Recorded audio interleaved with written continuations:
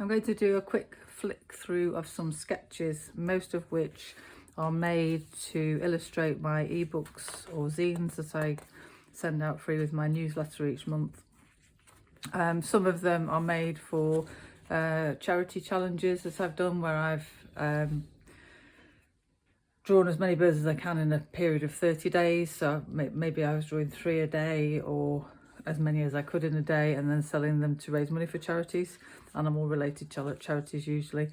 Some of them, as I say, are for I've specifically done for these monthly little magazines that I make. This one is about the chough, and the chough was extinct in Cornwall where I live until fairly recently. And it's quite an interesting story, and they have now been reintroduced, and they are thriving in some parts of Cornwall. So this was quite an interesting one for me to do. So all of these birds are water birds, or seabirds really. I tend to see them around the sea. They're not exclusively seen at the sea, but they tend to be around the sea. Oyster catchers I've always had a particular fondness for.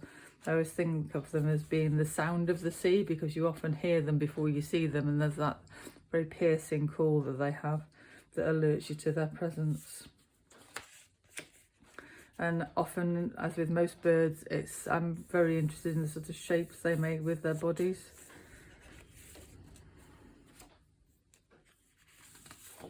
Here are some choughs.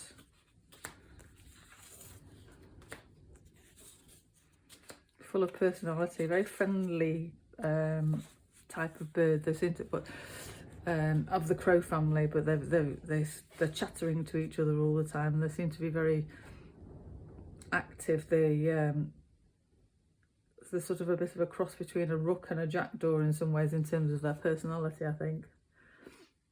But again, you're always alerted to their presence by their call.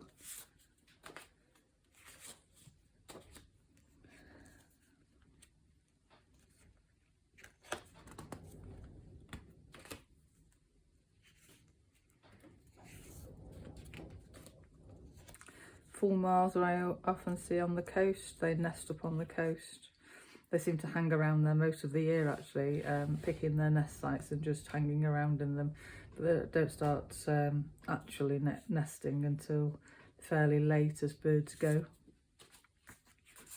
I've not seen many terns, but you do get them around the coast passing through. Gannets, we see quite a lot of gannets off the coast.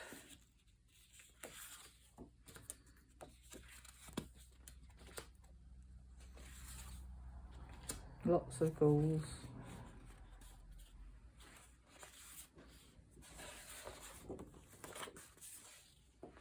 And during the pandemic, all the rescue centres closed, so the herring gulls fall off roofs a lot. They tend to nest on roofs in the towns, and a lot of them fall off because they're inquisitive little creatures, and they fall off or they become orphaned in some other way, or sometimes they get picked up because people think they're orphans and they're actually not. During the pandemic, there was nowhere to take them, so I volunteered to take a lot of birds for a few years. Probably rescued hundreds during that time, and they were all ringed. They all had big blue chunky colour rings put on them for a British Trust for Ornithology project, and some research that was being done on their distribution, because herring gulls in the UK are very threatened. They've reduced by 70%, and partly their habitat is reducing, but also they're quite badly persecuted. So and they're vilified a lot. They tend to snatch pasties in the street and things, or a few of them do, but it's basically down to they wouldn't do that unless they were very hungry, unless they were desperate. So colouring them was enabling the researchers to find out where they were going to and what was actually happening to them, and if it was the same birds turning up in the towns pinching pasties, or if it was a different bird each time.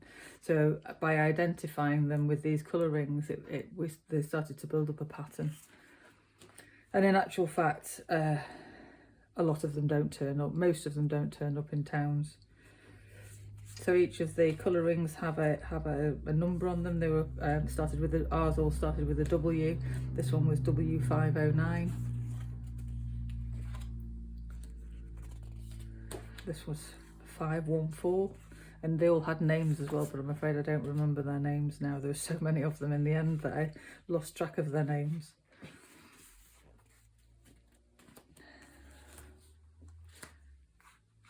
Storm petrel. I did a book on storm petrels, little ebook on storm petrels. Interesting, just interesting folklore around storm petrels. I do have the back copies of most of my ebooks on my website if anybody's interested in getting them. They're usually about 16 to 24 pages long. I have an interesting shearwaters as well.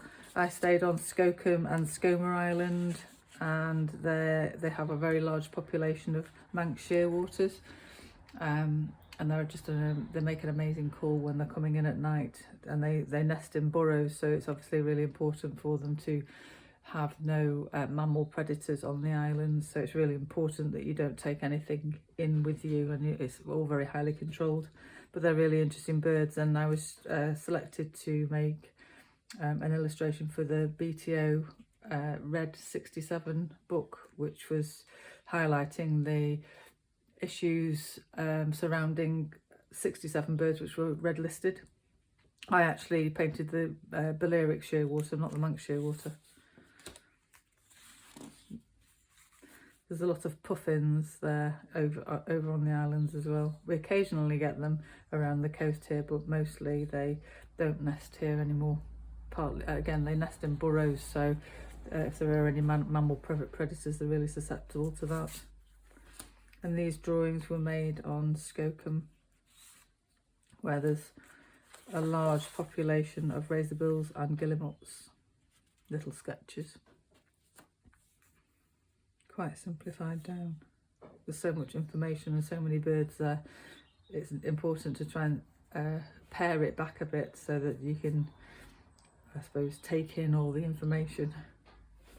So I hope you enjoyed that little flick through of some of my sketches of seabirds, and I hope you'll subscribe to the YouTube channel, because all these things help, and also maybe subscribe to my newsletter, and then you'll get a little ebook with whatever my chosen bird, animal and flower is each month for as long as I make them. Thank you.